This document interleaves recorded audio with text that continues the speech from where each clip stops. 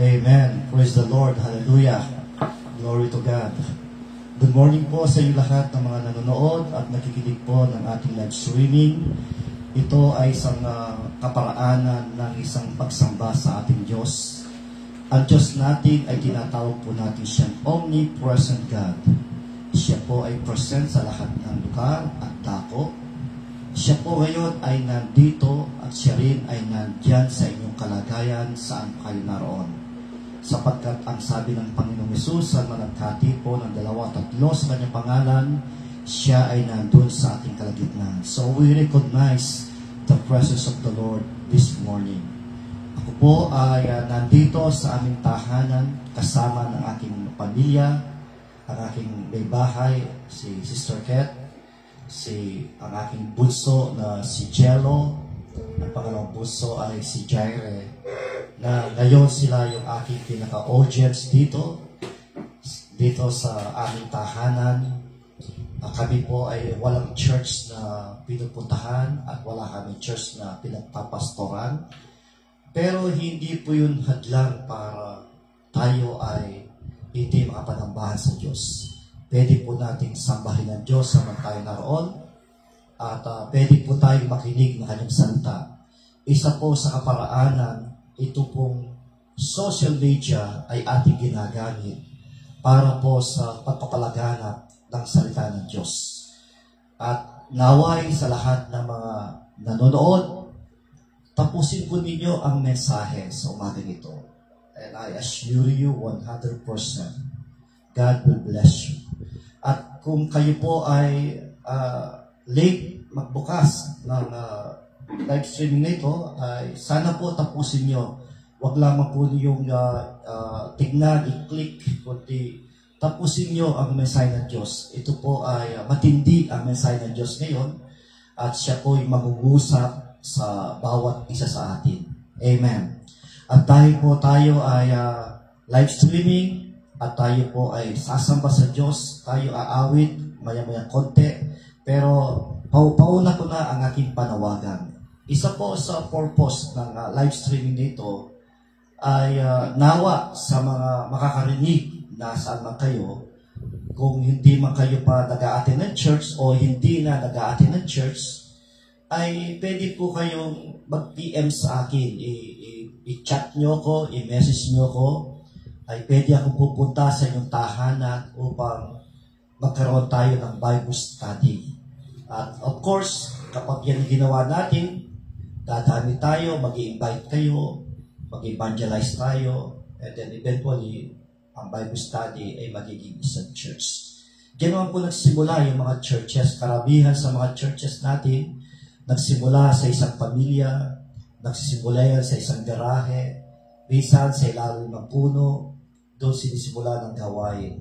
Pero dahil yan ay gawain ng Diyos, hindi niya pabayaan, ay sinusigurado ko, pagpapalay ng Diyos lahat na kanyang gawain sapagkat siya ang tinataas, siya ay sinasamba, siya ang pinupuri. Amen. Kung sino po sa inyo ang nais na magbukas sa inyong tahanan, nasaan man po kayo, dito sa Pampanga ay pwede kayong puntahan at mag-Bible study tayo sa inyong tahanan. Okay po, maraming salamat po. Isa po yan sa reason bakit ako nag-live streaming. Maraming kaparaanan ng church planting at isa po sa kaparaanan ng church planting ngayon dahil tayo ay nasa new generation na tayo using a social media. So marami po ang mga nagbubukas sa mga social media na kanilang mga Facebook.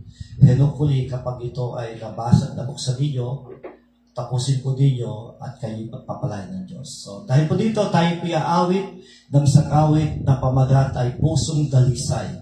Sapagkat ang mensahe po natin ay may kaugnayan sa awit ito. Okay po, samahan po ninyo ako sa pag-awit.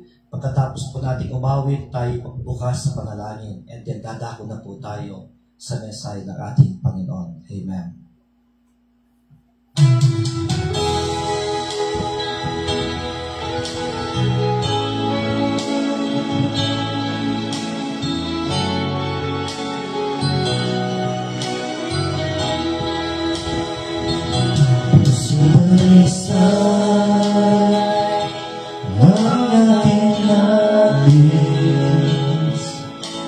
Balik tayo mo, Diyos, para sa akin.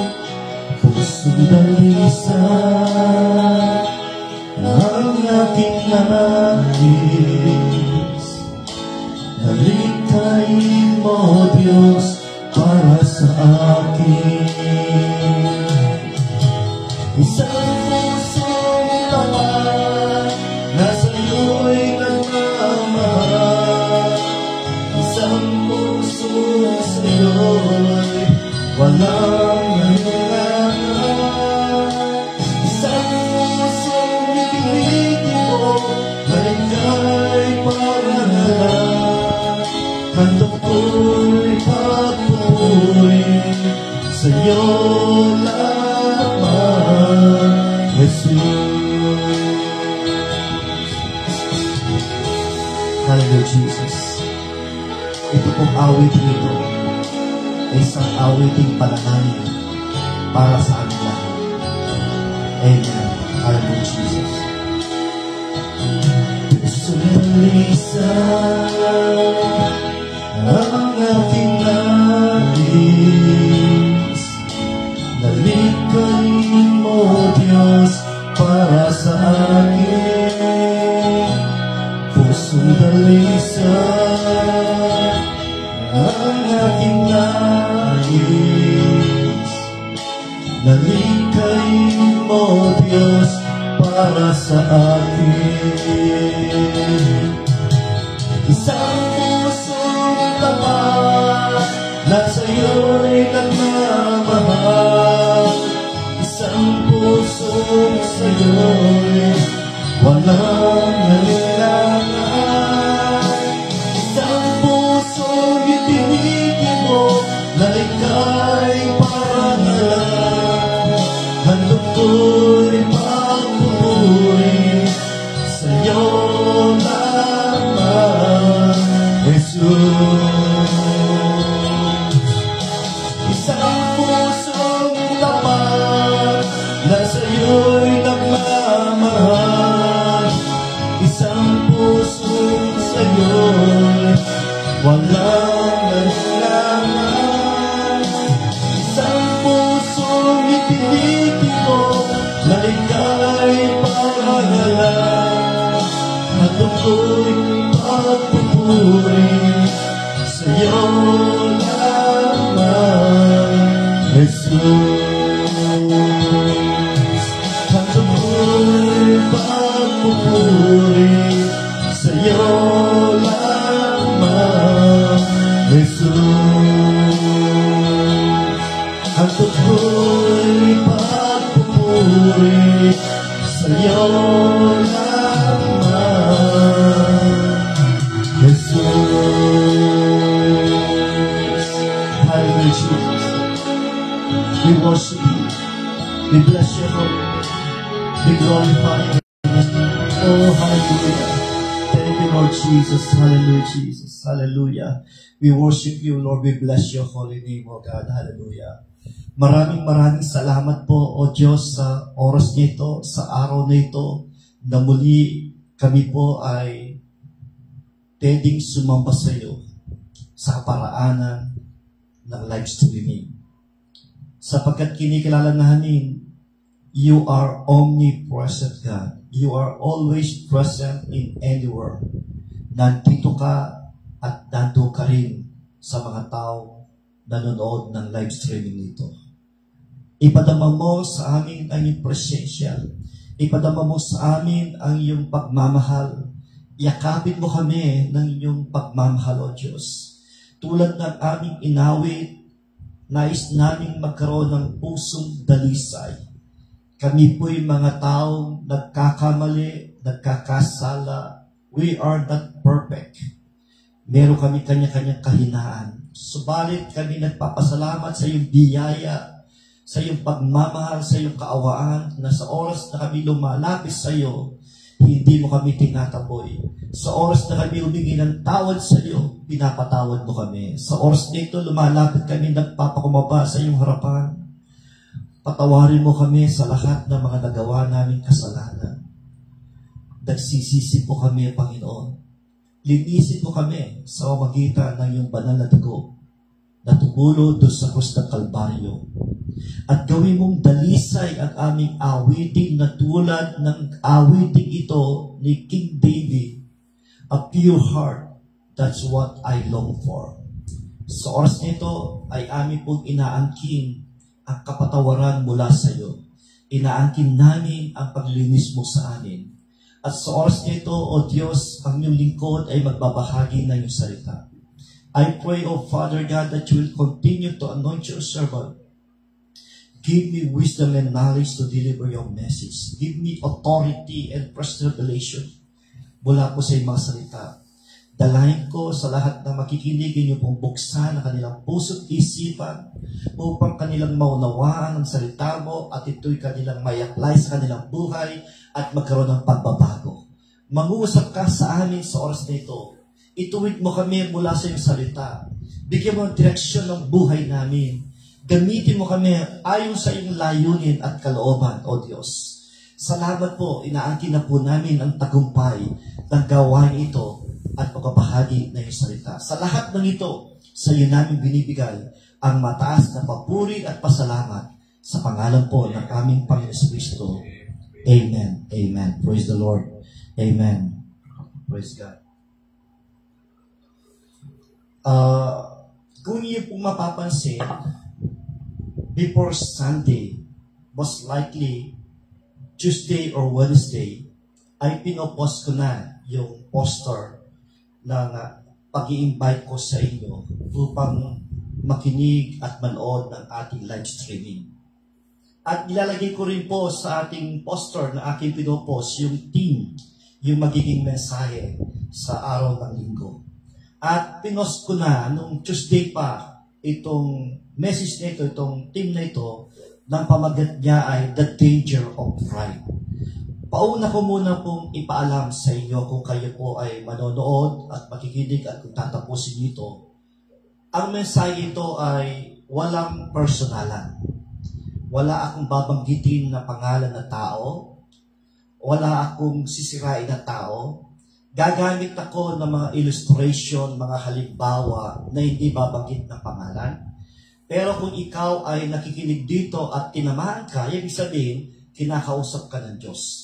At hindi ka dapat magalit sa akin sapagkat ako ngayon ay isang daluyan lamang ng salita ng Diyos upang sabihin sa inyo kung ano po yung mensahe ng Diyos para sa ating lahat.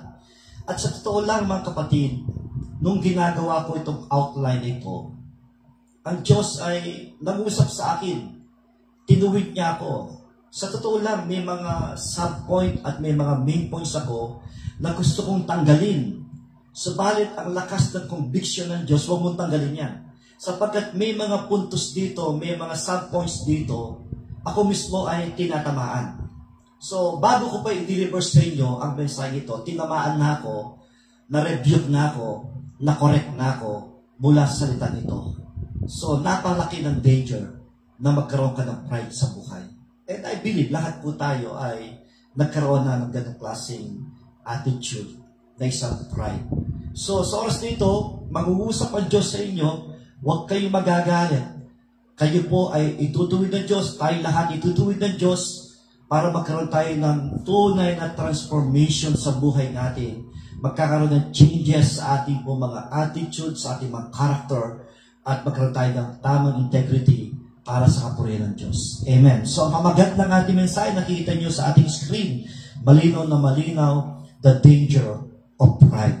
Ang teksto natin ay nandito po sa Proverbs chapter 16 verse 18. Babasahin ko sa Tagalog-English at pagkatapos sa Tagalog.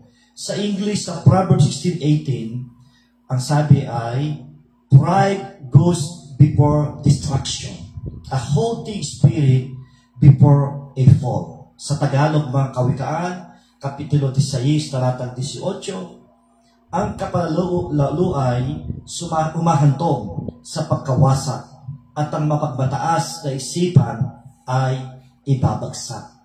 Pagpalain ng Diyos ang pagkabasa ng kanyang salita. There's a lot of danger in our lives. Kagaya po ng pagkain. May mga pagkain na danger sa atin. Halimbawa, yung sobrang tamis, magkakaroon ka ng sakit na diabetes, at danger para sa isang mataas ang kanyang blood sugar ang kumain na matamis na pagkain. So, danger yun. At kung ikaw ay mataas ang cholesterol, may hypertension ka, bawal sa iyo yung matatabang pagkain at maalat na pagkain. So, maraming pagkain na akala natin ay okay na kainin, masarap kainin, pero hindi natin alam, ito pala ay danger sa ating kalusugan. Amen. Alam po ba ninyo, kailan lang nakita ko sa Facebook, yung mansanas.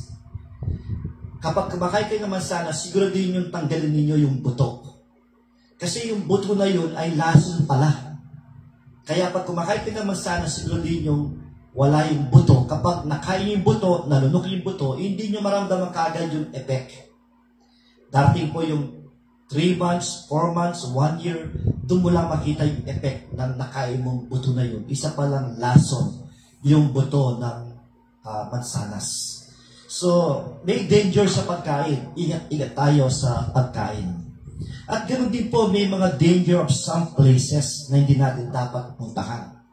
Yung iba, alam nilang danger, pupunta pa rin sila. Ginagawa pa rin, kagaya po ng mga napanood natin sa Facebook, sa television, umakyat sila sa Mount Everest, isang danger na lugar, pero pilit na pinupuntahan ng mga tao na may pangarap, nakarating sila sa tuktok ng Mount Everest at kailan lang ay merong namatay. Marami na palang namatay doon. May mga iba pa, kagaya po ng mga dagat, kung hindi ka marunong lumangoy, huwag kang lulundag sa malalim na dagat, sigurado ikaw ay malulunod. So may mga danger places na hindi natin dapat puntahan at mag-ingat-ingat tayo sa ating pamasyal sa iba't ibang lugar. Kailangan natin alamin. May mga lugar na masukal na hindi mo alam, marami palang mga ahas na pwedeng tumuka sa iyo at ikaw ay mamatay. So may mga place talagang danger. At pangatlo, may mga danger na trabaho. Nakikita ko sa Facebook yung pong umakyat sa mga kuryente, sa mga kawan, matataas, lalo na yung mga electrician, mga danger na work yan. Kapag hindi ka pa masyadong marunong, wala kang proper study, training, huwag kang papasok sa ganung klaseng trabaho.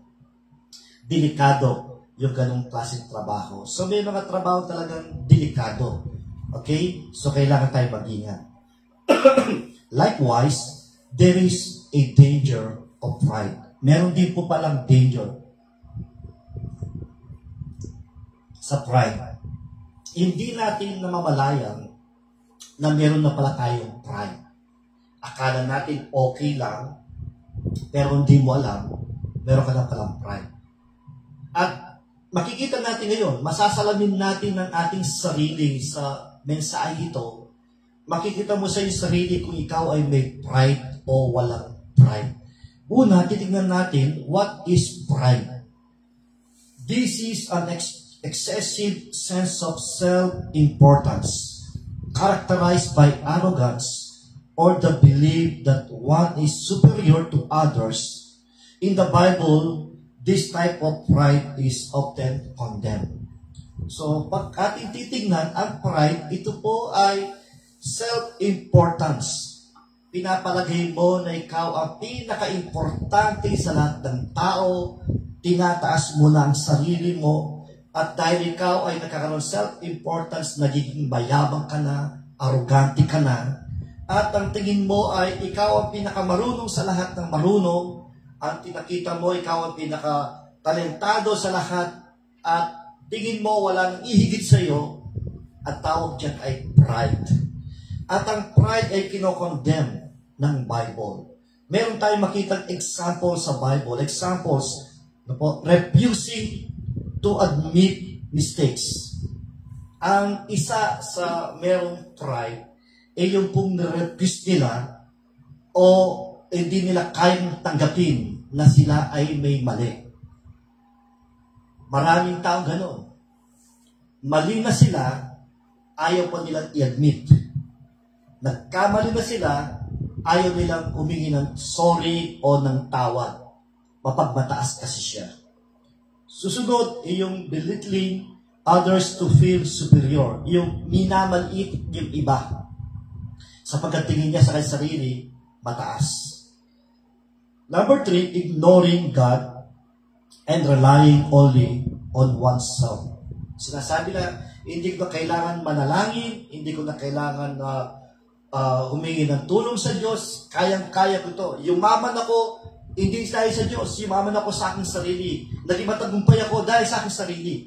Na ang tingin nila, wala silang utang na loob sa Diyos. Lahat ay kaya nilang gawin without God. Ang tawag sa tatlong ito ay pride. Amen. So pride is one of the most dangerous in subtle sins.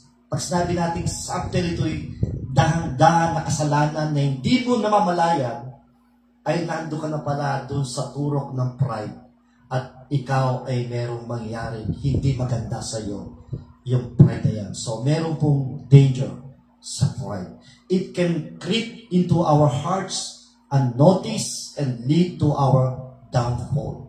Hindi natin alam yan na natatanim na sa ating puso, nagiging practice na natin, nagiging normal na sa atin, na itinataas sarili, minamalit ang iba.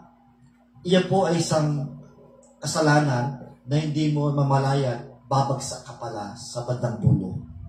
Today, we will explore what pride is, its dangers, and how to guard our hearts against it. So, atin pong ukayin pa, we're going to expand, we're going to exegesis, explore about this pride. At dahil sa ating pag-aaral nito, magkaroon tayo ng idea and how to guard our hearts. So, ibig sabihin, kapag nakita mo sarili mo dito at gusto mo maging maayos ang lahat, so you need to apply, you need to humble yourself. So, number 1 na ating makikita sa pride na danger, pride leads to destruction. Ang sabi na binasa natin kanina, malinaw, pride goes before destruction, a haughty spirit before a fall. Ang kapalalo ay umahantong sa pagkawasa at ang mapagmataas na isipan ay ibabagsak. So malinaw na malinaw itong ating teksto, pride leads to destruction. Why pride is destructive? Number 1, it destroys relationships. Pride causes conflicts, arrogance, and a lack of forgiveness. Kapag ikaw ay may pride, dinadala ka dun sa kaguluhan ng buhay mo at nasisira ang relasyon. Na nagkakaroon ng kayabangan sa iyong sarili. Isa po sa kalaban natin sa totoo lang, sa araw-araw ng buhay natin, ay ang ating sarili. Nagiging kalaban natin ang ating sarili kapag tayo nagiging arrogance na. Nagkakaroon ka ng arrogance kapag nagiging matagumpay lahat ng gawain mo. Nagiging matagumpay ang ministry mo, nagiging matagumpay yung organization mo, nagiging matagumpay ang mga Bible schools. Nagkakaroon ka ng arrogance. Nagiging mapagbatas ka na. At ayaw mo nang magpatawad kapag may nagkasala sa iyo. At ayaw mo nang humingi ng tawad kapag ikaw ay nagkamali. At dahil doon, nasisira ang relasyon. Wala kang pakialam sa iba na kahit masira ang relasyon ninyo. Wala kang pakialam kahit masira ang relasyon ng iba. Basta masatisfy ka lang sa iyong sarili, na akala mo ay tama ka, pero hindi mo alam na mali ka. At doon nagkakaroon ka ng pride. At ang maging kalaban mo, kapag ikaw may pride, ang Diyos ang una mong kalaban. Number 2, why pride is destructive? Leads to downfall. Malinaw sabi na ating binasa kanina na ililid ka ng pride para ikaw ay babagsak. Pride makes us careless, overconfident, and resistant to correction. Ito yung pride. na magiging careless ka. Wala kang pakialam. Ako tama. Huwag niyo ko turuan. Mas marunong ako sa'yo. Ganyan yung pride. Nagiging overconfident ka na sa iyong sarili. At ang tingin mo na ngayon, you don't need others ang kanilang advice. At ang nangyari ay ayaw mong makopakorek. Kahit na mali ka na, ayaw mong pakorek. Ang tingin mo sa iyong sarili, ikaw pa rin ang tama. At dahil dyan, nagkakaroon ng pride. At pag ikaw ay merong ganito, malinaw na malinaw, ang Diyos mismo ang nagsasabi, babagsak ka at babagsak ka. Kaya kapatid, kung ikaw man ito, na ang tingin mo sa iyong sarili ay mataas, ayaw mong pakorek, merong warning sa iyo. Babagsak ka kapag magpapatuloy kang ganyang klaseng attitude. Even more dangerous is an attitude of spiritual pride. The arrogance that assumes one does not need God's merciful forgiveness. Kapag nagkamali sila, number one, they don't need correction. Number two, ayaw nilang humingi ng tawad sa tao at sa Diyos. Parang ayaw nila ng habag ng Diyos. Kasi nagiging successful siya sa kanyang mga ministry, sa kanyang buhay, marahil sa trabaho, o marahil sa buhay niya, marahil sa ministry, at ayaw na niyang magpakorek, at ayaw na niyang humingi ng tawad sa Diyos kapag siya nagkakamali. Examples of pride in Scripture that lead to destruction. Number one, si Lucifer. When God created angels, meron pong very well-known angels sa Bible. Number one na si Lucifer. Number two, si Gabriel. Archangel Michael. Yung tatlo na yan. Si Gabriel is the angel of messenger. Siya yung nagpapadala ng mensahe sa mga tao. Si Michael, isa siyang warrior. Angel na warrior. At si Lucifer, siya yung music director sa mga angels. Siya yung nagkumpas ng pag-awit, pagpupuri sa Diyos. Pero dumating yung araw, yung kanyang pride. Ang gusto mangyari, ayon sa Isaiah 14 verse 12 to 15, nagkaroon siyang pride. Gusto niya yung pagsamba ay sa kanya na at hindi na sa Diyos. At ang naging resulta, tinapos siya sa kalawakan, bumagsak siya. So, it is hard to be like that. So, ang result, cast down from heaven. Yun ang nangyari. Kasama ng mga ibang angels na sumunod sa kanya. Nagrebelde sila at tinawag siyang Lucifer at tinawag siyang Satan ng Bible. Pangalawa, si King Uzziah. Ang sabi ng King sa 2 Chronicles chapter 26 verse 15, but after Uzziah became powerful, his pride led to his downfall. He was unfaithful to the Lord, his God, and entered the temple of the Lord to burn incense of the altar of incense. He became proud after success. Si Uzziah, naging successful siya bilang hari sa Israel. Naging mayabang siya. Ang kanyang pagiging mapagpataas, yun ang kanyang ibinagsak. Could you imagine, even the work of the priest ay kinukuha niya. Hindi niya trabaho ang pumunta sa temple para magsunog ng incense.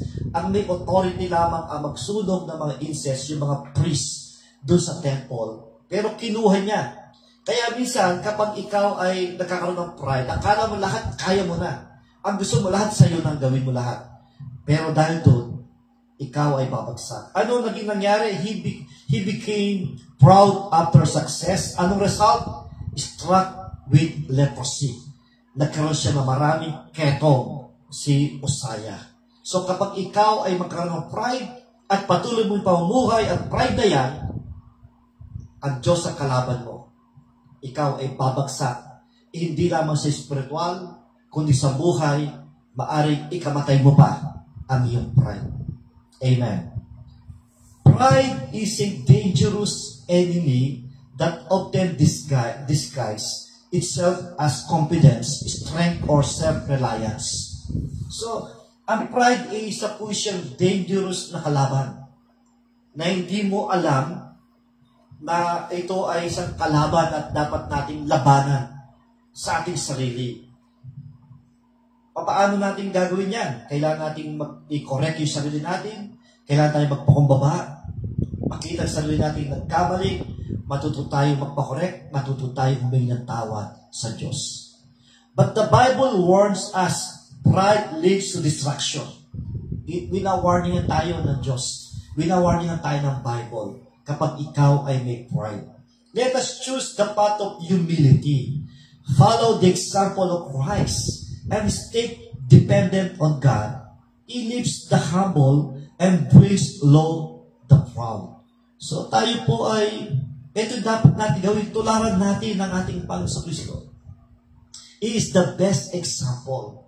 He is the best model when it comes in humility. Siya po ang pinaka-model natin. Kung titingin ka sa ibang tao, hindi ka makakuha ng perfect na example sa mundong na tao sapagkat sila rin ay may kanya-kanyang kahinaan at sila rin ay hindi nila alam, nagkakaroon sila ng pride. At doon ay pwede sila bumagsak. So the best natin gawin, sabi ni Pablo, look unto Jesus because He is the author and finisher of our faith. Amen. Pangalawang punto na makita po natin na danger of pride. Pride separates us from God. Pride separates us from God. Ayon sa James chapter 4 verse 6, but He gives us more grace. That is why Scripture says, God opposes the proud, but shows favor to the humble. Sa Tagalog, kay Santiago naman sa Tagalog, ngunit ang Diyos ay nagbibigay ng higit pang pagpapala, kaya't sinasabi ng kasulatan, ang Diyos ay laban sa mga mapagmataas, ngunit pinagpapala niya ang mga mapagpakumbaba. Amen. So, pride blocks our relationship with God. Binablock ng pride yung relasyon natin sa Diyos. Kasi dahil ikaw ay mapagmataas na, dahil ikaw ay matagumpay na, mawawalan ka ng communication sa Diyos. Ayaw mo nang manalangin. At tinataas mo na sarili mo. Kinukuha mo na yung mga pagsamba. Lahat ng tagumpay sa ministry, instead na ibigay mo sa Diyos yung papuri, kinukuha mo yung papuri. Gusto mo lahat sa'yo. At dahil dyan, binablock ng pride yung relasyon mo sa Diyos. Pride creates distance between us and God. Parang nangyari, this is God, this is pride, and this is you. At nagkakaroon ng distance sa Diyos. God resists the proud. He cannot fellowship with a prideful heart. Kailanman hindi makipag-fellowship ang Diyos sa tao mapagmataas. Kailanman hindi niya ipapadama yung presensya niya sa tao mapagmataas. At kailanman ay hindi niya i-bless yung mga tao mapagmataas. Marahil sa kanyang kasalukuyang status na kanyang buhay ay matagumpay siya, pero hindi habang buhay ay nandyan ka sa tagumpay na yan. Humility is the key to intimacy with God. Kung gusto mo maranasan ang presensya ng Diyos, gusto mo maranasan ang pagpapala ng Diyos, maranasan ang pag-ibig ng Diyos sa buhay mo, ang gusto ng Diyos ay magpakumbaba tayo. Alam nyo, sa mga tao, isa lang ang binanggit ng Bible na pinaka-humble na tao sa sinasabi ng Biblia. Ito ay si Noah. Si Noah po ay tinuri ng Diyos na humble na tao. Amen. So, ibig sabihin, kaya nating magpaka-humble. Kaya nating magpakumbaba sa harapan ng Diyos. If you want to experience the presence of God, be humble in the presence of God. If you feel far from God, ask, am I walking with pride? Sa oras dito, ask yourself, am I walking in pride? ikaw ang makakasagot niya. Sagutin mo ang tanong na yan.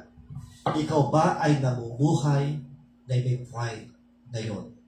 Paano malalaman may pride ka? Sa ating punto, kung ikaw ay ayaw mong pakorek, ayaw mo ng forgiveness, ayaw mo ng magpatawad, tinataas mo sarili mo, minamalig mo ibang tao, may pride ka pag meron kang mga bagay na yan. So, tignan mo sarili mo ngayon. Am I walking in pride? Pride hinders repentance and spiritual growth. Yung pride ay inaharangan yung ating pagiging ng tawad sa Diyos o pagiging ng tawad sa tao kung saan ka nagkasala. At kapag ikaw ay hindi marunong humingi ng tawad sa Diyos at hindi ka marunong magpatawad sa mga nagkakasala sa iyo, ikaw ay hindi lalago sa iyong panampalataya. You will not grow spiritually. The proud believe that they don't need forgiveness. Kapag ikaw ay mapagmataas, sinasabi mo, hindi mo kailangan ng kapatawaran. Pride doesn't want to forgive. Kapag meron kang pride, ayaw mo rin magpatawad. Ito yung tinatawag natin mga narcissists. Alam niyo yung mga narcissists? Ito yung mga taong ayaw aminin yung kanilang pagkakamali. Ito yung mga taong minamalit yung tao. Narcissists. Na ang tingin niya siya laging tama. At kung meron man pagkamali sa kanya, ayaw niya magpatawad. So, meron siyang pride. Pride doesn't want to forgive. Ayaw niya magpatawad. Kung ikaw yan, at ayaw mo magpatawad, ikaw ay may pride. You know what? Sometimes I feel bad. Sa mga kapwa pastor ko, they preach forgiveness. But they don't want to ask forgiveness. They don't want to forgive. Pinapangaral nila ang kapatawaran. They preach forgiveness. Pero ayaw nila magpatawad. Kapag may nagkamali sa kanila, humingi ng tawad yung tao sa kanya, pero ayaw niya pa rin magpatawad. That is pride. That is pride. At kung magkamali siya, tingin sa sarili, wala akong mali. Wala siyang mali. Marami akong taon sa tagal-tagal ko ng pagiging pastor, sa dami ng mga tao na kasalamuhan ko, maraming mga tao ayaw aminin yung kanilang pagkakamali. Tingin nila tama sila. Kapatid, yung lamang may nasaktan kang tao sa ginawa mo decision laban sa kanya, that is pride. That is sin. Especially kung likod pa ng Diyos ang sinira mo, binagsak mo, tinanggalan mo ng ministry. That is pride. That is sin. But what's the problem? You don't want to accept your mistakes. At yung tao naman, kung nagkamali mo siya and asking forgiveness, but you don't want to forgive him. And that is pride. And God will warn us about that kind of attitude. Pride blinds us to our need for change and repentance. Binubulag ka ng pride para sa pagbabago. Sinasabi mo sa sarili, wala akong dapat baguhin. Kristiyano na ako. Mabait ako. Mapagbigay ako. Kapatid, you are not perfect. You are not yet perfect. Marami pa dapat baguhin sa buhay mo. Marami pa dapat baguhin sa attitude mo. Yung sabihin mo lamang sa sarili mo, wala nang dapat baguhin sa akin. And that is pride. Marami pong binabago sa atin ng Diyos every day. Even me, marami binabago ang Diyos sa akin. Marami binabago ang Diyos sa atin lahat. Huwag mo sabihin na wala na kailangan baguhin sa iyo.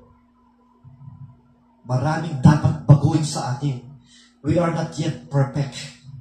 Nandito pa rin tayo sa katawang nagkakamali, nagkakasala, at kailangan natin humingi ng tawad sa Diyos kapag nagkamali tayo. God hears the humble prayer of repentance. Pinapakinggan lamang ng Diyos yung panalangin na mga humble people. At kapag sinubi ng tawad, pinapatawad sila. You know what? What is true repentance? The true repentance is when you admit, when you accept your mistakes. Doon lamang nagkaroon ng tamang repentance. Kasi iba, sinasabi, humingi ng tawad sa Diyos. Umiiyak ako sa Kanya. But you don't want to accept your mistakes. You don't want to accept your sin. Ang paghingi ng tawad ay inaamin yung kanilang kasalanan. Doon lang magiging tama yung paghingi ng tawad. Do you justify your actions? Or do you confess and seek God's mercy? Minsan, the reason why we don't want to ask forgiveness because we try to justify our sins. We are trying to justify our mistakes. And dahil ikaw ay magaling magsalita at pinapakita mo, hindi ka nagkamali, hindi ka nagkasala. Nagkakaroon ka ng action na hindi tama. You know what? If you have pride, it will lead you to make a bad action. So may mga tao, they make a decision because of pride. At hindi nila iniisip yung decision na yan ay makapagpapahamak sa ibang tao. Masaya sila na kahit panggalan ng ministry ang isang tao. Masaya sila kahit na malungkot ang tao. Kahit masaya sila kapag bagsak na bagsak yung tao. That is pride. Hindi galing sa Diyos yung ganong klaseng attitude. Dapat mahabag tayo, maawa tayo sa mga taong nasasaktan dahil sa mali mong desisyon. Dapat makipag-reconcile ka sa taong yun na ikaw gumawa ng desisyon na hindi tama at kinabagsak ng taong yun. Kapatid, kapag ganun ang ginawa mo, ang Diyos ang kalaban. Yung pag-iyak ng tao na yun, na tinanggalan mo ng ministry, pakikinggan niya ng Diyos. Maghintay ka lang, darating araw, kung patuloy ka magkaroon ng pride, God will punish you. Hindi ako nagsasabi niyan, ang Bible, sa ating teksto. Amen. Ang Diyos ang nagsasabi. Pride destroys community and unity. Ang sabi ng Philippians chapter 2 verse 3, do nothing out of selfish ambition or vain conceit, rather in humility and value others above yourselves. Pag may pride ang isang tao, nasisira ang organization.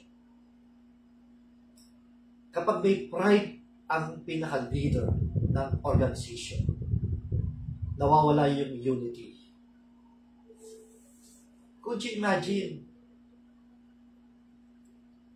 yung ministry mo hindi pa ganun kalaki, yung organization mo hindi pa ganun kalaki, ang taas ng tingin mo sa iyong sarili. At anong nangyayari sa pride mo yan? Nasisira yung community mo. Nawawala yung unity. Wala mang kinalaman yung ibang tao sa pride mo. Gusto mo, kung sino kalaban mo, kalaban din ng mga under sa'yo. Kung sino yung hate mo, gusto mo, hating siya ng mga under sa'yo. That is pride. Kapatid, hindi tayo magkalaban.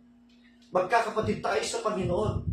Huwag ninyong ituring na kalaban ng kapwa Kristiyano. At lalong-lalo na huwag ninyong ituring na kalaban ng kapwa pastor. Yes, nagkakamali sa sila. Bakit kapag sila humingi ng tawad, forgive them. Pray for them. Pero ang ginagawa ninyo, lalo niyo siya binabagsak. Kaya, that is pride. That is pride. Pride causes division in families, churches, and friendship. Kapag ma-pride ka, nagkaroon division sa pamilya. Kapag ma-pride ka, nagkaroon division sa loob ng church. Kapag ma-pride ka, pati yung kaibigan magkaroon ng division. It demands recognition and resist correction. Kailangan mong ma-recognize na ikaw ay may mali. And then, kailangan magpa-correct. Pero mali eh. Ang pride, gusto niya, siya laging recognize. Gusto niya yung pride, gusto niya yung, ayaw niya na correction. Lalo na kung ikaw ay head pastor at leader, president ng organization, you resist correction. You demand more recognition. Humility builds relationships. Pride breaks them. Ang pagpapakumbaba ay nagbibuild ng relationship. Pero kapag ikaw ay ma-pride, sinisira nito. Are you more concerned about being right or being righteous? Saan ka ba concerned sa iyong sarili? Concerned ka ba na sasabihin mo, akong tama? Pero nawawala yung righteousness. Maaring ikaw ay mali. And then you admit your mistakes, then you will become righteous. So choose. Where do you want? You want to become right, but you are not righteous. Or you admit your mistake, then you become righteous. It's your decision. Amen. So this is a rhetorical question. You don't need to give me an answer. You will answer it to yourself. Number 3, puntos natin. Pride hinders our relationships. Sabi ng Philippians 2:3, do nothing out of selfish ambition or vain conceit, rather in humility value others above yourselves. Pride makes us unwilling to listen and compromise or admit we were wrong. Ito yung mapagmataas. Ayaw mo na makinig. May mga advices you don't want to listen. And then, nagkaroon ng compromise. Ay, mas gusto ko to. You choose na magpakinabang sa'yo. Kung saan ka nakikinabang, doon ka. Kahit mali na siya, doon ka pupunta. Like one organization. Kapag mali na yung pinaka-leader ninyo, huwag ka na makipag-compromise sa kanya. Huwag ka nakakampi sa mali ng desisyon. Huwag ka kakampi sa mali ng gawa. That is pride. Amen. It causes arguments and tension and friendship. Marriages, families, and churches. Nagkakaroon ng argumento, nagkakaroon ng debate, nagkakaroon ng tension, magkakaroon ng siraan. Ito po yung advice ko. Don't use social media to destroy your brothers in the Lord, your sister in the Lord. You know, I accept that one time, meron pong temptation sa akin to use the social media to destroy those people who destroy my integrity. And I listened to one pastor and he said, don't do that. Sometimes pastors use scriptures to attack other Christians.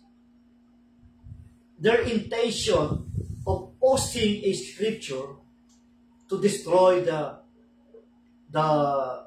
integrity of that person. And I tend to do that. But because of one pastor advised me, don't do that. Erase those scriptures. Kaya po ako ngayon, maingat ako. I am not using social media, even posting a scripture. Kasi, actually, when you post in the social media, that is the property of the public. When you post in social media, even though you will not put a name, and then other people, tinatanggap nila sa kanila yun. Marami ganon. And then, they keep telling that person is a slanderer. Kapatid, panahon na, matanda na po tayo. Malapit na dumating ang Panginoon. Malapit na katapusan ang buhay natin sa mundo nito. Malapit na tayo sa hukay. Malapit na tayo sa kamatayan. Huwag na po natin gamitin na natitira nating buhay sa pride. Huwag natin gamitin ang buhay natin para magsiraan. Huwag na natin gamitin na para ibagsak ang kapwa Kristiyano. They are not our enemies. Our enemy, may isa lang po kalaban natin, si Satan ang kalaban natin. Hindi tao kalaban natin. Hindi kapwa Kristiyano kalaban natin. Hindi kapwa pastor kalaban natin. Ang kalaban natin si Satan. Kung nagkakamali man yung pastor na yan, pray for him. Ako yung lahat ng mga sumira sa akin, lahat na nira ng aking integrity, pinagpapray ko sila. Pinapapanalangin ko sila na ang Diyos ay magtutuwid sa kanila. Kaya po, pride hinders our relationship. Amen. So, when we insist of being right, we often end up being alone. And that is minsan pride. Kapag tayo po ay mag-iisa na lang, ako po sa kalagayan ko yun, I admit, minsan dumati yung lungkot. Namimiss ko yung mga dating kasama kong pastor. Namimiss ko yung mga dating kasama kong pangalikod ng Diyos. Nagkakaroon ng division. Nagkaroon ng away-away. Dahil lamang sa yung pinakataas, utos niya, huwag makisama sa tao niya. Amen. Masakit po yung ganon. Challenge. Humility listens. Pride argues. Ask yourself, am I quick to defend or quick to understand? Minsan, sinasabi mo na yung attitude, character mo. Inaamin mo na yung mali mo. At sinasabi na ng iba yung mali. Pero yung pride, nakipag-argue. Kapatid, tignan mo sarili mo.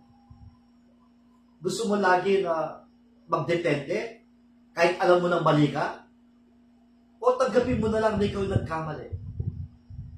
Kapatid, hindi nakakaba ng pagkakababa ng pagkatao ang umamin ng pagkakamali. Hindi nakakasira ng pagkatao ang marunong magpakababa. Marahil mananalo ka sa arguments, pero kalaban mo naman ang Diyos. Marahil mananalo ka sa arguments, pero marami ka namang kaaway. Kapatid, let us humble ourselves before God. Pride prevents forgiveness and reconciliation. Ang sabi ng Colossians 3:13, bear with each other and forgive one another.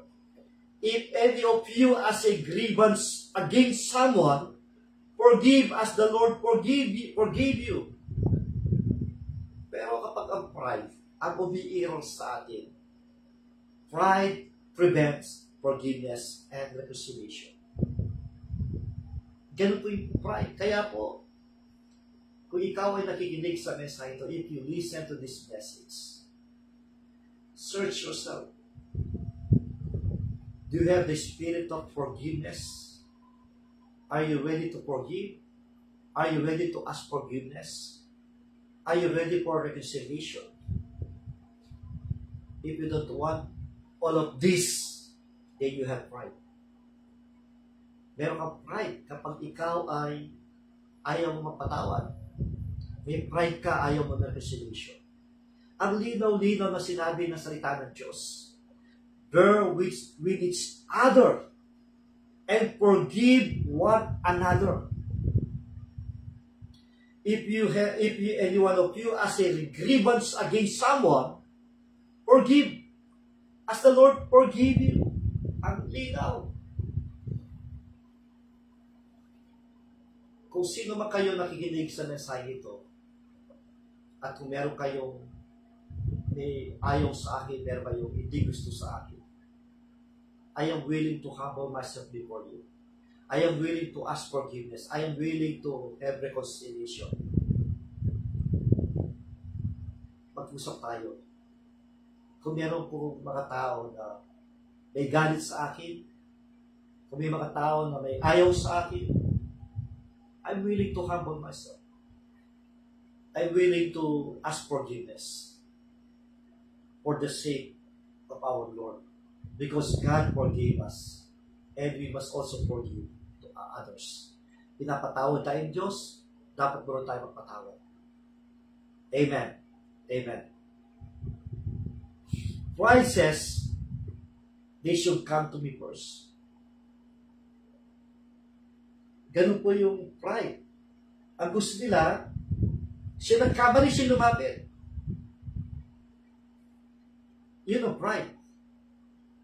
Pride keeps us from apologizing and accepting apologies. Yung pride, ganun po, ayaw nating mag-apologize, ayaw nating tumanggap ng apologies. Pride makes small offenses grow into lasting division. Ang pride, maliit na pagkakamali, pinapalaki. Maliit na pagkakamali ng tao, pinapalaki mo. Siyempre, tao tayo. Nagkakamali, hindi tayo perfect. Ikaw rin nagkakamali ka rin. Pero hindi mo dapat, you don't need to escalate those small mistakes.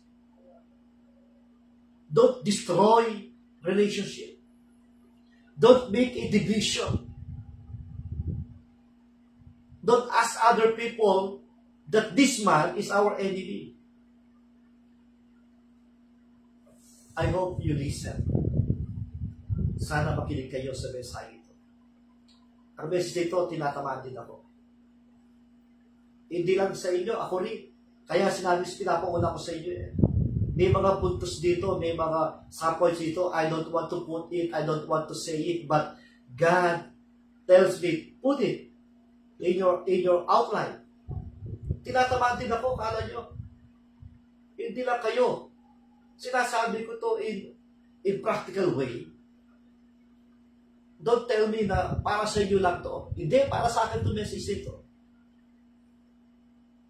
Kaya itong message ito, pili kong inaaral, binabasa, and keeping me to correct myself. Kaya po ako, willing ako. Kung sino po ang may mga galit sa akin, may mga hindi gusto sa akin, I'm willing to reconcile. And I'm willing to ask forgiveness kapag ako nagkamali. Amen. Humility seeks peace. Pride clings to offense. Let go and forgive just as God has forgiven you. Ang pagpapababa ay naghahanap ng kapayapaan. Pero yung pride ay madali siyang ma-open. Madali siyang magalit. Ang sabi, let go and forgive. Patawarin natin at let's forget everything. Just as God has forgiven. Ang Diyos hindi niya sinasabi, nagkamali ka, inulit mo naman, paulit-ulit. No. Pride elevates self over others. Tinataas mo sarili mo kaysa sa iba. Sabi ng Philippians 2:3, do nothing out of selfish ambition or vain conceit, rather in humility, value others above yourself. Value other above yourself. Amen. Pride makes us self-centered rather than Christ-centered. It builds us to the needs and feelings of others. True love puts others first, but pride puts me first. Iyan po nangyari. Kapatid, magmahalan tayo, magpatawaran tayo, magkaisa tayo. Amen. Humility serves. Pride demands. Look for ways to build others up instead of building your own. Yung kung tulungan natin umangat yung iba, instead yung sarili mo. Huwag natin ibagsak yung mga umaangat. Huwag tayo magkaroon ng crab mentality. Minsan umaangat yung mga kapatid, gusto mo siyang ibagsak. Minsan naman ay ayaw mo umangat. Yung inggit, yung away, yun na nangyari. So, pagpatawad tayo. Amen? Hallelujah. Pride resists God's grace in relationship. Sabi ng James 4:6, God opposes the proud but shows favor to the humble. Ang ganda naman sa ni Lord. Laban ang Diyos sa pride. Pero ang Diyos nagbibigay siyang favor sa tao mapapababa. Pero mag-pride ka, you resist God's grace. Yung grace, alam niyo ba ibig sabihin ng grace? Hindi ka karapat dapat patawarin, pinapatawag ka ng Diyos. Hindi ka karapat dapat mahalin, minamahal ka ng Diyos. That's grace. But when you have pride, you resist God's grace in your life. When you are proud, we resist God's work in us and through us. Kapag ikaw ay mapagbataas, tinatanggal mo yung pagkilos ng Diyos sa buhay mo. Yung himala, yung blessed Lord na binibigay sa'yo, tinatanggal mo. Pride shuts the door to grace and healing in the relationship. Yung pride, sinasarado mo yung pintuan, ayaw mo ng healing process, ayaw mo ng healing relationship dahil sa pride. But God honors those who walk in humility and unity. Ino-honor ng Diyos. Pinagpapala ng Diyos. Amen. Humility invites God in, but pride shuts Him out. If you want God's blessing in your relationship, walk in humility. Amen. Amen. Conclusion na po tayo. Pride is dangerous because it exalts the self and dishonors God. Let us humble ourselves before the Lord so that He may lift us. Ask God daily to research your heart and remove prideful attitudes. Amen. So, ito po yung pinaka-outline natin. The danger of pride. Pride leads to destruction. Pride separates us from God. Pride hinders our relationship. Kung ang Diyos ay nag-usap sa iyo, tinamaan ka mensahe ito, kinakausap ka ng Diyos. Gusto ka niyang baguhin, gusto ka niyang pagpalain. Subalit, magyayari lamang ito if you humble yourself before God. You need to forgive others, and you need to ask forgiveness to others also. Forgive so that God will forgive you. Kapatid, ang sarap na walang kaaway. Ang sarap mabuhay na may kapayapaan. Kung alam mo meron kang sinirang tao, may kapayapaan ka. Kung alam mo may tao kang binagsak ang kanyang buhay, masaya ka ba? Masaya ka ba kapag nakita mo kapatid mo naghihirap? Masaya ka ba kapag ang kapatid mo ay umiiyak? Masaya ka ba ang kapatid mo ay nasasaktan? Kung masaya ka sa lahat nangyari sa kanya, then you have heart. Ang kalaban mo na ang Diyos. Amen. So marahil ang Diyos na usap sa iyo. Sa oras dito, kung nakita mo na ikaw ay may pagkakamali, lumapit tayo sa Diyos ngayong oras nito. Humingi tayong tawad sa Kanya. Sa Kanya tayong unang-unang lumapit. Sa Kanya tayong unang-unang humingi ng tawad sa ating Diyos. Humingi tayo ng kapatawaran sa ating Diyos. Amen. So, iyuko natin ulo natin, ipikit natin ang ating mga mata, and feel the presence of the Lord.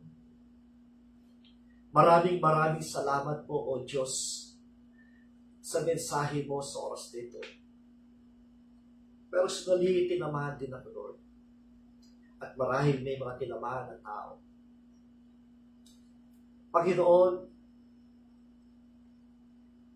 sa oras ito lumalapit kami sa iyo, nagpapakumbaba. Inaamin ang aming pagkakamali. Inaamin ang aming pagkakasala.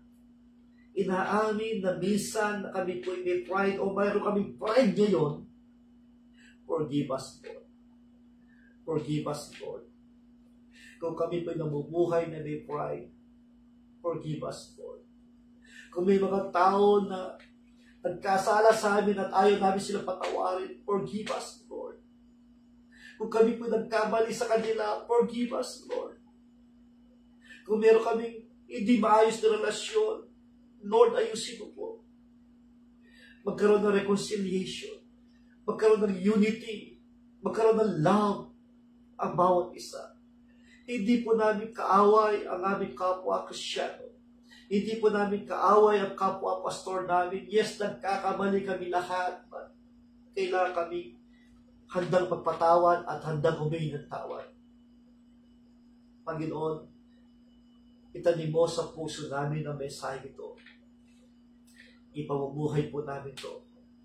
Isa po itong paalala mo sa amin. Ang pride ay merong danger. The danger of pride. Pride leads us to destruction. Pride separates us from God. Pride hinders our relationships. Panginoon, maraming salamat po sa mensahe mo. Salamat sa kapatawaran. Tulungan mo kami mamuhay na may kapagpupaba.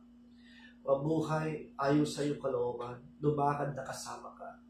Lumamuhay na may kapayapaan. Salamat po sa iyong salita. So, sa ito, patuloy namin dinudulog ang mga prayer request mo. Kami po ay namatayan ng pamangkin, si Patrick Carayon Crespo. Na ngayon kasalukuyan siya nakaburol doon sa Telebastagan sa Fernando. Dahil sa pagtaas ng kanyang creatinine. Nagdadalamhati, O Diyos, ang kanyang pamilya sa kanyang pagkawala. Comfort mo ang kanyang pamilya. I-provide mo lahat ng kanilang gastusin. Palakasin mo po ang aking ate, si Ate Pachi. Pagaling mo po yung mga sugat sa kanyang paa. In the name of Jesus. Dalayan ko po na ikaw po ang siya tumulong sa kanya upang papagtagumpayin niya itong maraming pagsubok sa kanyang buhay. Maraming salamat. Kaya dalayan niya ay patuloy si Brother Estig na meron po siyang schedule ng gamma night na gagawin sa kanyang process doon sa kanyang sakit sa kanyang ulo. Hawakan mo yung mga doktor. Ang kanilang mga kamay, hawakan mo. Yung kanilang kaisipan, dagdagan mo kanilang katalinuhan sa paggawa ng process. Yung mga equipments, maging maayos, maging perfect yung mga equipments. Hanggang sa makita po namin ang iyong himala kay Brother SK. Hanggang sa makita namin ang complete healing sa kanya. Walang imposible sa iyo. Ikaw ang Diyos na gumagawa ng himala noon at hanggang gumagawa ng himala. Ikaw ang Diyos na nagpapagaling noon at hanggang nagpapagaling. Pagaling mo po siya. Ikaw gumawa ng himala sa kanya. Sa iyong kamay, Panginoon, hawakan mo siya. Hawakan mo mga doktor. In Jesus' name. Ganun din po si Jaire. Bigyan mo siya complete healing. Salamat. Ngayon ay unti-unti na siya nakakadumi. Palakasin mo kanyang katawan. Si Jello, palakasin mo rin kanyang katawan. I-bless niyo po si Jello. Habang sila nandito, i-enjoy nila kanilang buhay kasama ang pamilya nila. Kami lahat. At patuloy mo i-provide ang aming pakailangan, pinasya sa araw-araw, pagkain namin sa araw-araw. Sa ngayon, O Diyos, ang iyong likod ay wala pong regular na income. Sa iyo kami umaasa, sa iyo biyaya ng aming pagkain sa araw-araw. Paggastusin namin, makababayarin namin, sa iyo kami umaasa, you provide everything. Salamat po, O Diyos. At ang iyong likod, patuloy niyo palakasin, spiritually, mentally, physically, emotionally. Palakasin niyo po ako, Diyos. Salamat po. Dalahin ko, magbukas ka ng tahanan, ng Bible study. Magbukas ka ng pintuan ng ministry para sa iyong likod. Kapag ako nabubuhay, gusto ko itong paglikuran. Ang natitirang buhay ay ibigay sa iyo para paglikuran ka. Ang aking pangarap, as for me and my house, we will serve the Lord. Ang aking anak si AJ, ang kanyang asawa si Ambi, pagalingin mo po siya, anong karamdaman meron siya in the name of Jesus. Si Charis, the Lord, hibuhin mo siya, palakasin mo kanyang spiritual life, ayusin mo kanyang buhay, Panginoon. Madalas hindi namin siya kasama, pero kasama kanya, ingatan mo si Charis, nasa mo siya, Lord, i-bless mo po siya. Lord, ang aming samahan mag-asawa, patuloy mo pagpalain. Ang aking pamilya, pagpalain mo, Lord. Pagpalain mo po ang lahat ng tao. Purihin rin dakilang pakalan. Dinadalahin namin lahat ng ipanampalataya at inaasahan in your own way, in your own time, matatanggap namin lahat ng ito. At dahil dito, sa iyo namin bigay matas na pagpuwi pasalamat sa pangalan po ng Jesus Cristo. Amen. Maraming salamat po sa ipagkikinig. Pagpalain tayo lahat ng Diyos. God bless you po. God bless you. Bye-bye. Bye-bye.